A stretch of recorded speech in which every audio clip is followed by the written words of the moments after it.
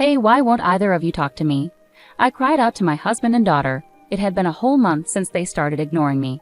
It hurt so much. I didn't know what caused it. When I finally realized they were ignoring me at home, it felt like I was invisible. Hey Dad, did you hear something? Nope, probably just your imagination. My daughter and husband kept dismissing me, even though they could clearly hear me and see me. They acted like I wasn't there at all. I couldn't bear it any longer, so I decided to leave home. 5 years later, I got my revenge in a surprising way. My name is Natalie Smith. I'm 50 years old. I used to be a regular stay-at-home mom with my husband Jackson and our daughter Ruby. Jackson and I met at work 23 years ago, both in it, earning a good living. We were comfortable and didn't have to worry about money. When I turned 30, we welcomed our healthy daughter Ruby into the world, and she grew up without any serious health problems. I became a stay-at-home mom when Ruby was born. I had planned to go back to work after a year, but Jackson disagreed. Natalie, do you really need to go back to work? He asked. I think I should for Ruby's future. My salary is good, and I can support us, I replied. But wouldn't it be better to save money? We've saved up plenty, he countered. I want you to focus on our daughter and the home, he added. After many discussions, I decided to quit my job. That's when my days filled with parenting and household chores began. To be honest, I didn't realize how tough parenting could be until Lena was born. The constant feeding every few hours left me sleep-deprived and often without an appetite, but I had to stay nourished for Ruby's sake. Balancing chores was also tough. I tried to get them done while Ruby slept, but often I'd end up sleeping too due to exhaustion. Jackson helped occasionally, but he usually left things to me. He'd step in when Ruby was calm but handed her back when she cried, and so the days passed by. In a flash, Ruby turned 16. After her sweet 16 party, she confronted me. Mom, I didn't have a photographer at my party, right? She asked. Well, you didn't want to rent a dress, so we bought a new one instead. Remember? That's why we didn't hire a photographer, I explained. What? Why not? All my friends had one. Ruby exclaimed. But you can't get a photographer for free, I pointed out. I don't care about that as a kid. Isn't that something parents should handle? She retorted. Just then, Jackson walked in from work and noticed the tension. What's going on? He asked. Ruby turned to him, complaining, Dad, all my friends had a photographer at their sweet 16 parties, and I was the only one who didn't.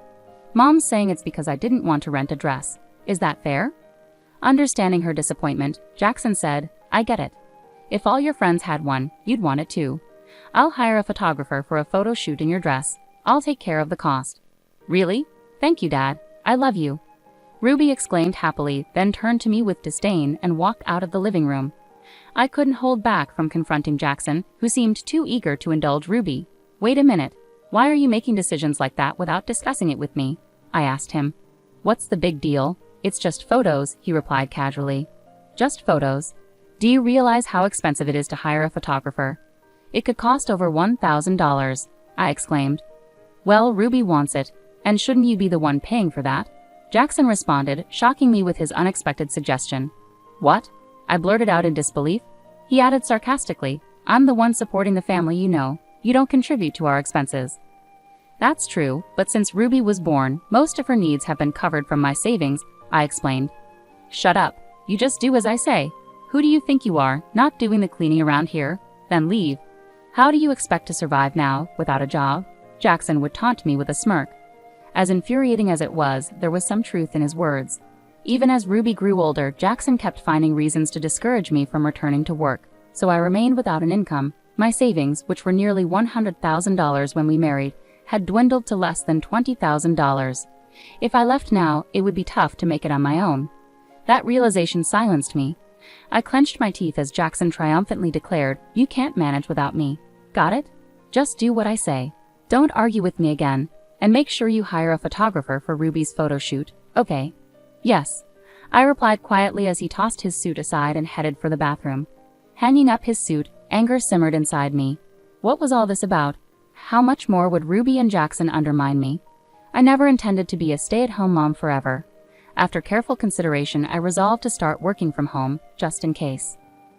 Jackson's dismissive response was, do whatever you want. So I started a job that fit within our tax bracket.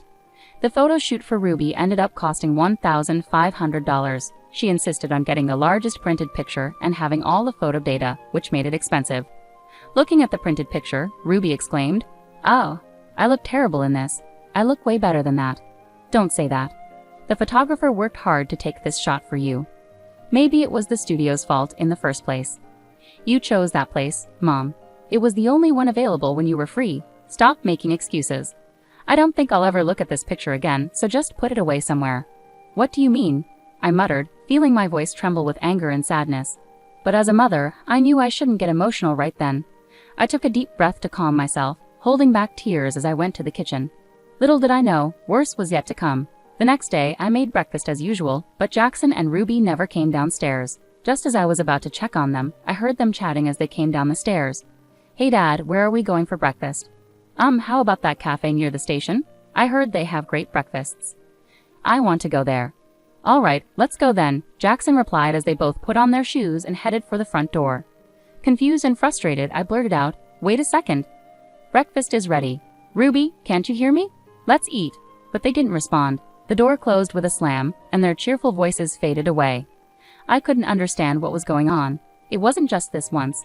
They ignored me every time I called out to them. Why would they both do this to me? Did they really not hear me, or was something else going on? Later that evening, they returned home together, having had dinner out without me and ignoring the meal I had prepared. Each went straight to their rooms. This pattern repeated day after day, and it broke my heart. A month passed with no change in their behavior. Then one day I found completed divorce papers in the living room.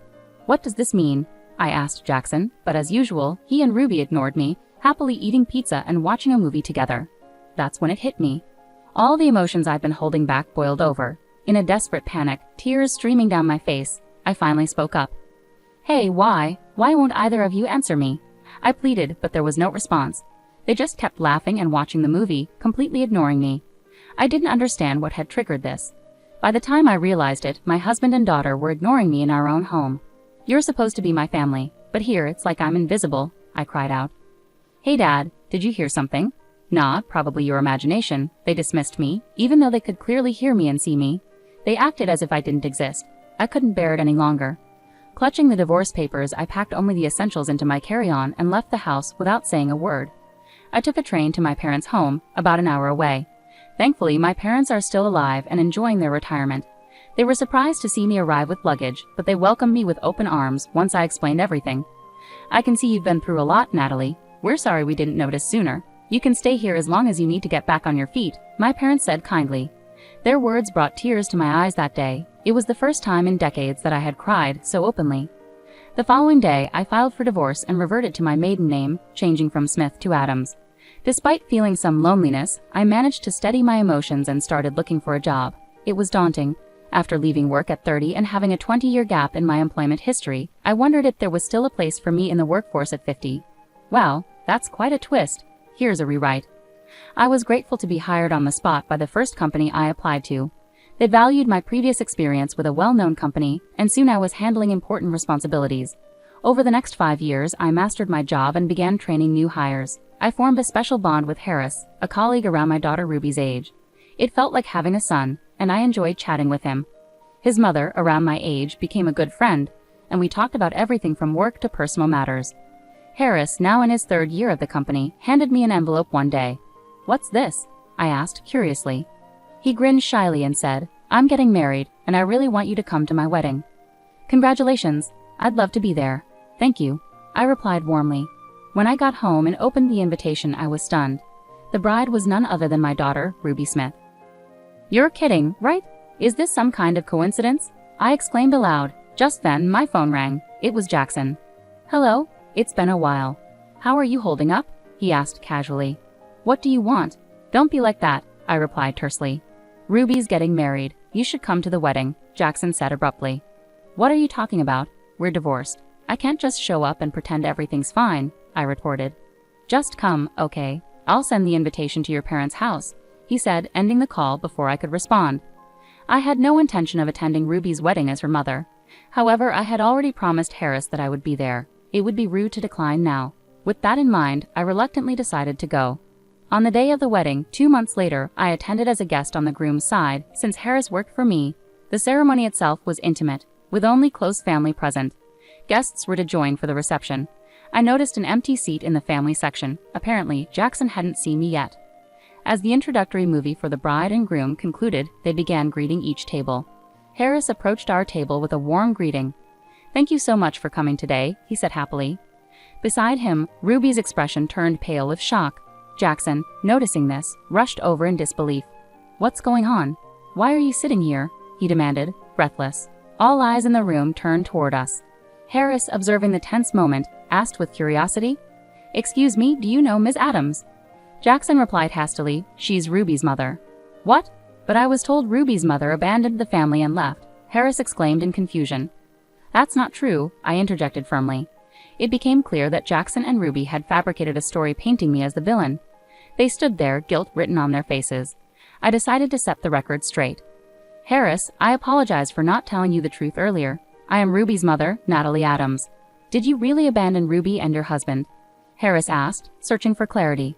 "That's not the case. At home, I was treated like nothing more than a housekeeper by my husband and daughter, and eventually, they started ignoring me." "Ignored?" "Yes, it went on for a month, and I couldn't take it anymore."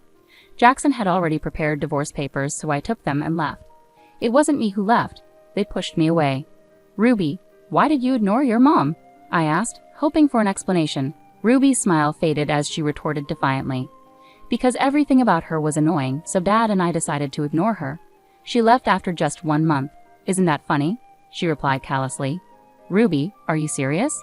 It's fine. It won't bother you. Just think of me as not having a mother," Ruby said with a smile, trying to brush off the situation. But Harris, visibly angry, couldn't stay silent.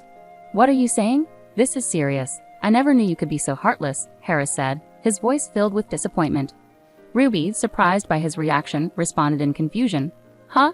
She clearly hadn't expected Harris to side with me. Harris, his tone cold and resolute, pulled away from Ruby's touch. "This engagement is over. I'm glad I saw your true colors before we got married," Harris declared firmly. "What? Wait, you can't be serious," Ruby protested, shocked. "Don't touch me. I don't want to be with someone as cruel as you ever again. The wedding is canceled," Harris stated firmly, cutting off any further discussion. "No way." Harris took the microphone and addressed the guests, apologizing sincerely. "I'm very sorry," he said, instructing them to take their gifts back and leave. "Wait, everyone, please don't leave." Ruby cried out tearfully, but the guests departed with cold stares. Just as I was about to follow them out, Jackson confronted me. "Natalie, do something," he pleaded urgently. "Huh? Why should I? This is your doing, isn't it? You ruined Ruby's wedding, and you don't regret it," I retorted, unable to suppress a laugh. "What's so funny?" Jackson yelled, growing more frustrated. "Just the irony of it all. I don't feel an ounce of sympathy for Ruby. You both brought this upon yourselves. You deserve this," I replied firmly. "What about Ruby's marriage?" he pressed, his voice fraught with concern. "I don't care. I'm just glad Harris, my valuable team member, doesn't have to marry someone like Ruby. He deserves someone much better. So goodbye. I won't see you ever again." With those words, I walked away from the venue without looking back. A sense of relief washed over me, knowing I had made the right decision. Later on, Harris and Ruby's engagement was called off. It turned out Ruby had been working as a temporary employee and had planned to quit her job for marriage.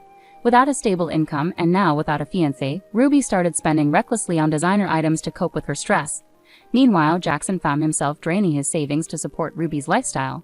It was clear their unsustainable lifestyle was heading towards disaster.